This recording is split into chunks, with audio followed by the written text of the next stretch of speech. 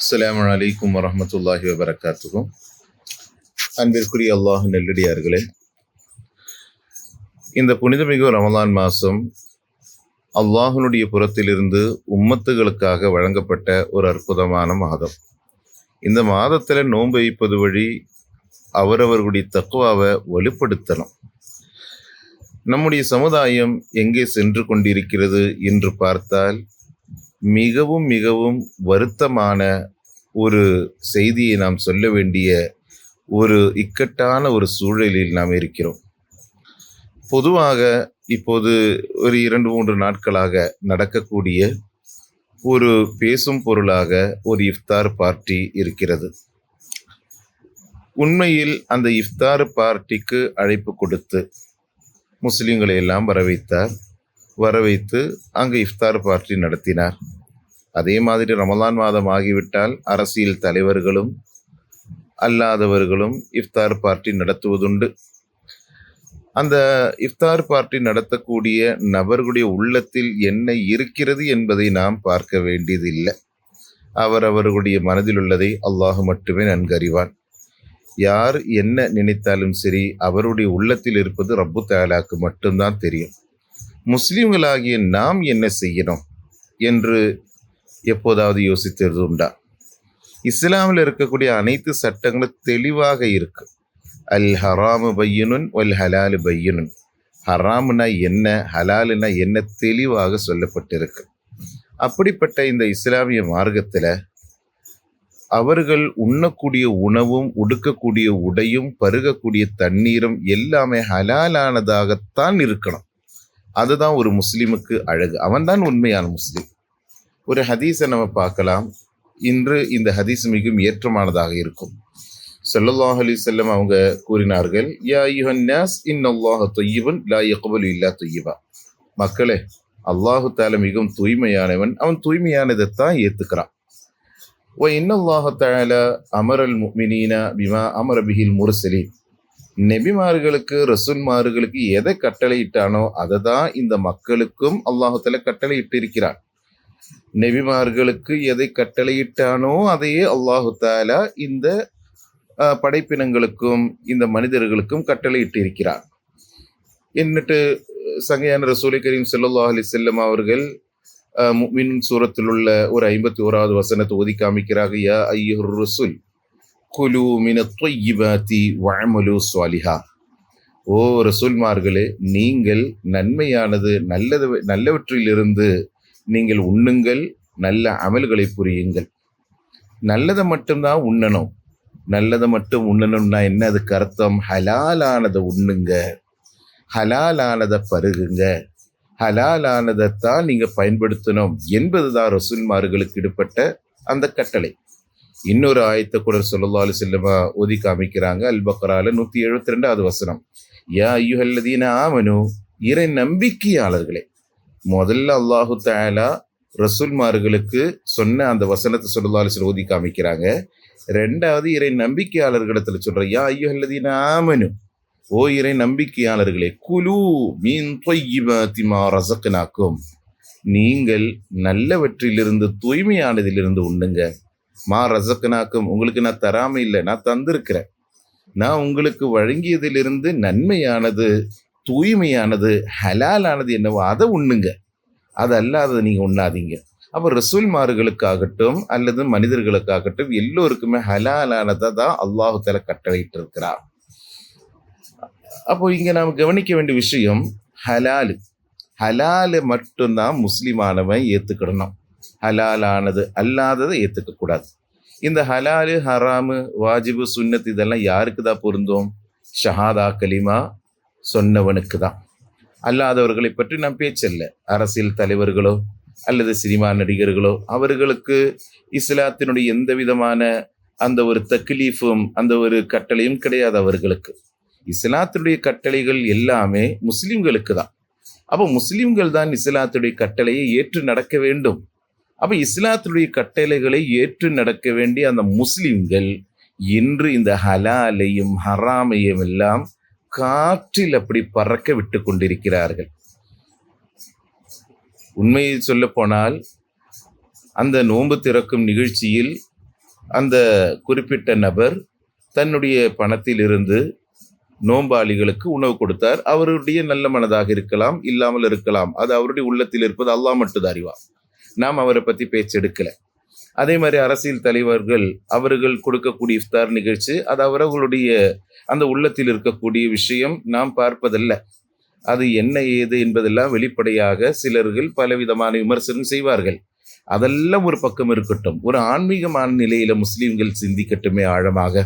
இந்த ரமலான் மாதம் எப்படிப்பட்ட மாதம்? துஆக்கு இஜாபத்துள்ள மாதம்.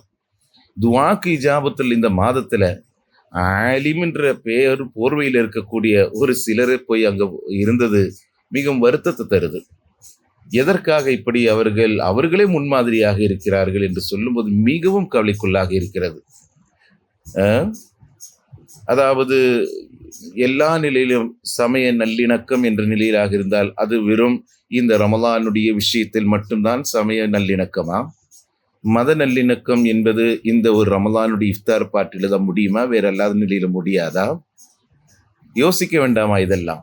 இப்போ மேலும் ஸல்லல்லாஹு சொல்லக்கூடிய ஒரு ஹதீஸை நம்ம பார்க்கணும். சும்மதக்கர அர் ரொஜுலா. ஒரு ஸல்லல்லாஹு அலைஹி வஸல்லம் ஒரு மனிதனை பற்றி சொல்லுறாங்க. அவன் ஒரு நீண்ட மிக தொலைவிலான ஒரு பயணத்தை மேற்கொள்றான். அவனுடைய முடி எப்படி அவனுடைய மேலாக புழுதி பூண்டு இருக்கிறது. அப்படி புழுதி பூண்ட அவனுடைய முடிகள் எல்லாம் சடை போட்டிருக்கிறது. அஷ்அஸவ அந்த மனுஷன் யமுத்து யதைஹி சமாய், ஆகாயத்துல தன்னுடைய கையை உயர்த்துறான். ரப்பு தாலாட்ட துவா பண்றான். யா ரப்பி யா ரப்பி, எனது இறைவா இறைவா என்று அவன் துவா செய்யறான். கையை ஏந்தி துவா செய்யறான். அங்க நடந்த விஷயம் அதுதானே.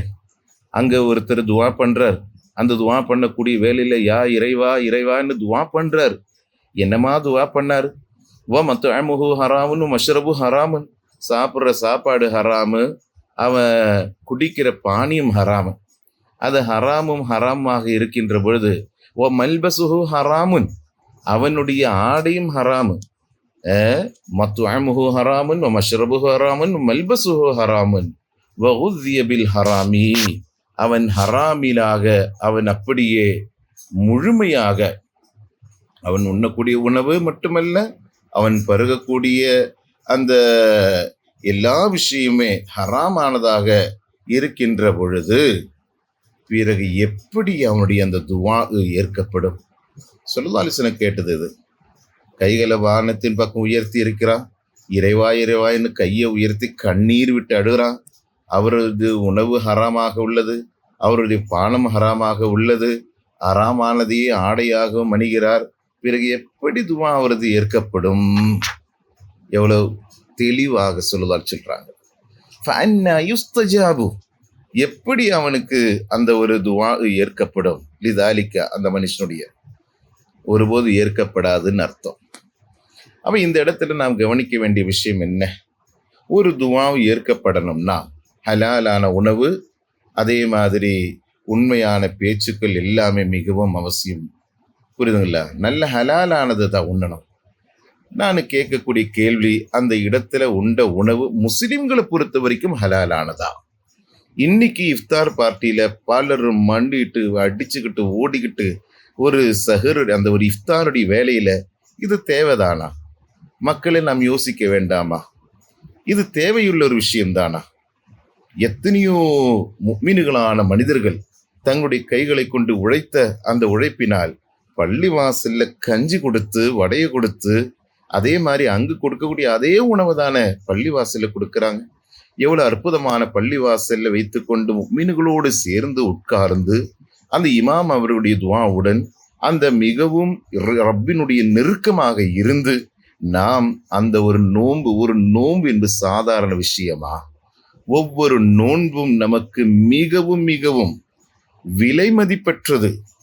அந்த நோன்பு காலையிலிருந்து மாலை வரைக்கும் வைத்து அந்த நோன்பை நாம் கடைசி நேரத்தில் போய் சண்டை போட்டு கொண்டு இருந்தவர்கள், அவரிடத்தில் நான் கேட்கிறேன், இது உங்களுக்கு தேவைதானா? யோசித்து பார்க்க வேண்டாமா? இதை கேட்கின்ற பொழுது பல நேரங்களில் பலரும் பல நிலையில் உண்டான விமர்சனங்கள் அவர்கள் செய்யலாம். எதுவாக இருந்தாலும் சரி, நம்முடைய நோன்பு, நம்முடைய இபாதத்து, அதை கொண்டுதான் நாம் வெற்றி பெற முடியும். நாளை ரப்பு தஆலா ஒருபோதும் ஏன் அங்க போனதுனா ஏன் அங்க போகலைன்னு கேள்வி கேட்க மாட்டான். அந்த குறிப்பிட்ட இடத்துல அந்த நடிகர் அழைத்தவுடன் நீ ஏன் போலப்பா அப்படின்னு அல்லாஹ்வுத்தாலா கேட்பானா? அப்படி ஒருபோதும் கேட்க மாட்டானே. இனி அதே நேரத்தில் என்ன, அந்த உண்ண உணவு அது ஹராமானதா ஹலாலானதா சந்தேகத்திற்குரியதாகத்தாவது இருக்கும்ல. யாராவது ஒருத்தர் ஹலாலானது தான் அப்படின்னு சொல்லிட்டு உறுதிப்படுத்தி சொல்ல முடியுமா? அங்கு சாப்பிட்ட ஆலிம்களிடத்தில் நான் கேட்கக்கூடிய கேள்விதான் இது. யாரையும் அல்ல, அவரிடத்தில் நான் கேட்க, எதை வைத்துக்கொண்டு இந்த முஸ்லிம்களை எல்லாம், இந்த அப்பாவிகளான முஸ்லிம்களை எல்லாம் அழைப்பு நீங்கள் கொடுத்தீர்கள்? எதற்காக இப்படி ஒரு அழைப்பு? அங்கு நடந்தது என்ன ஏது என்பதை எல்லாம் மீடியாக்கள் வாயிலாக நாம் பார்க்கிறோம். அதெல்லாம் ஒரு பக்கம் இருக்கட்டும். இந்த நிகழ்ச்சி நடத்தியது இது ஹலாலான முறையில் தானா? மேலும் பல கேள்விகளும் இதை தொடர்ந்து கேட்க வேண்டியிருக்கிறது. நாம் இனியாவது உணர வேண்டும் முஸ்லிம்களை. உணராவிட்டால் நம்முடைய இபாதத்தை நாம் பாழாக்கி விடுவோம். ரமலான் மாதம், நேற்று இருந்தவர்கள் இன்று உயிரோடு இருப்பது என்பது சந்தேகத்திற்குள்ளான விஷயம். இந்த ரமலான் மாதம் நம்மை விட்டு பிரிந்து விட்டால் அடுத்த ரமலான் வரை நாம் ஹலாலுடன் உயிரோடு இருப்போமா என்பது, ஹயாத்துடன் இருப்போமா என்பது சந்தேகம்தானே. ஆக ஸல்லல்லாஹு அலைஹி வஸல்லம் மிக தெளிவாக சொல்லி தந்தார்கள், நம்முடைய உணவு, நம்முடைய உடை, நம்முடைய எல்லாமே ஹலாலானதாகத்தான் இருக்கணும். ஃபத்தகுல்லாஹ மஸ்ததஅதும், முடிந்த அளவில் நீங்கள் உங்களை அல்லாஹு தஆலாவுடைய அந்த நரக நெருப்பை விட்டு நீங்கள் உங்களை பாதுகாத்துக் கொள்ளுங்கள். அல்லாஹுவை நீங்கள் அஞ்சு வாழுங்கள். அப்படி அஞ்சு வாழ்கின்ற வேளையில் வலா தஹினு வலா தஹ்ஸனு அன்துமுல் அலௌன இன் குன்தும் முஃமினீன், உங்களுக்கு எந்த பயமும் இல்லை, எந்த துக்கமும் இல்லை, நீங்க உண்மையான முஸ்லிம்களாக இருந்தால்.